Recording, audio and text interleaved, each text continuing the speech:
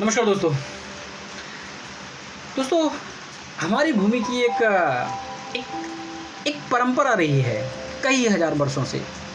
वो परंपरा ये रही है कि एक संवाद की परंपरा, जिसमें समाज से एक संवाद करने की प्रक्रिया स्थापित हुई और वह संवाद कई तरह से किया जा सकता है।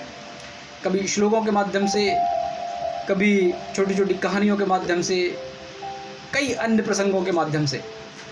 तो आज जब संवाद कर रहे हैं तो एक छोटी सी कहानी के माध्यम से आप लोगों से संवाद करेंगे और काफ़ी लंबे समय के बाद मैं आप लोगों के समक्ष प्रस्तुत हुई है। तो स्वाभाविक सी बात है कि एक नए तरह से शुरुआत करने का प्रयास करते हैं और तरीका कुछ भी हो, उसके मूल में तो यही निहित है कि बात कही जानी चाहिए और जो भी उसके संकेत हैं, जो भी उसके संदर्भ हैं, वो पूरी तरह से पुष्ट हो जाना चाहिए।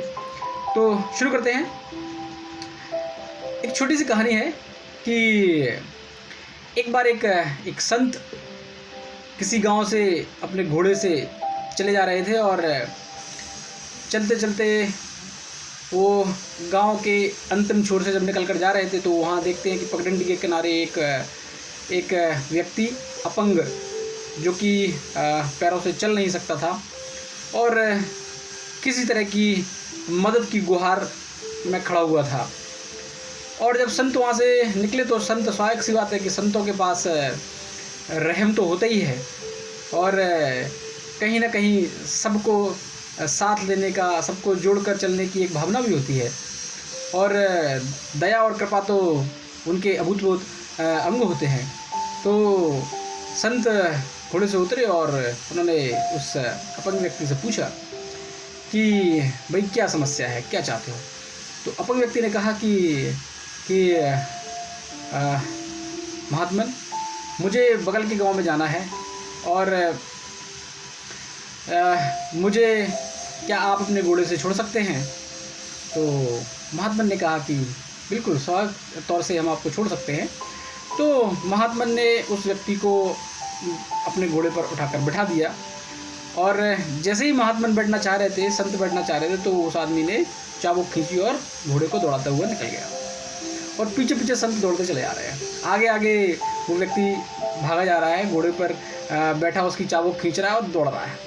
तो संत पीछे से चिल्ला रहे हैं कि भाई रुको, मैं तो आपकी मदद करना चाहता था, लेकिन कोई बात नहीं, यदि आप मेरा घोड़ा ले जाना चाहते हैं तो ले जाइए, मुझे कोई आपत्ति नहीं है, लेकिन कम से कम ये ढोंग तो मत रचिए कि आप अपंग हैं और आपके पैर काम नहीं कर रहे थे और आप उसके नाम से मुझसे मदद लेना चाह रहे थे।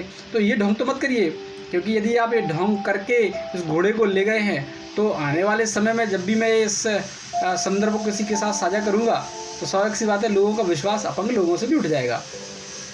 तो कहानी तो बड़ी छोटी सी है, लेकिन ये प्रश्न सभी के लिए है, हम सभी के लिए, कि चलो मान भी लो कि ठगी हमारा व्यवहार है ही है, हमें ठगी अच्छी लगती है, उसका कोई भी रूप हो।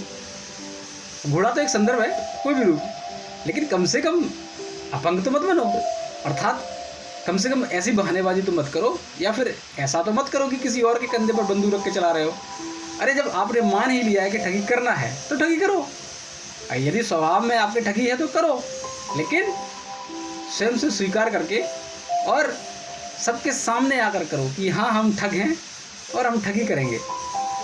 तो कहानी बड़ी छोटी है, लेकिन हम सब के लिए एक प्रेरणा भी है कि हम अपने जीवन को कैसे देखते हैं। कई बार बड़ा मुश्किल होता है कि एक व्यवहारिक जीवन जीना और एक सकारात्मक और नैतिकता के साथ जीवन जीना, लेकिन फिर भी प्रयास तो किए ही जा सकते हैं, स्वाभाविक सी बात है, क्योंकि ठगी तो एक अच्छा आचरण नहीं कहा जाता है। तो बस ये सिर्फ छोटे छोटे से संदर्भ हैं और ये संकेतात्मक है अपनी बात कहने के लिए। बाकी तो आप सभी समझदार हैं, तो संवाद जारी रहेगा। अभी के लिए इतना ही, बहुत बहुत शुक्रिया, नमस्कार।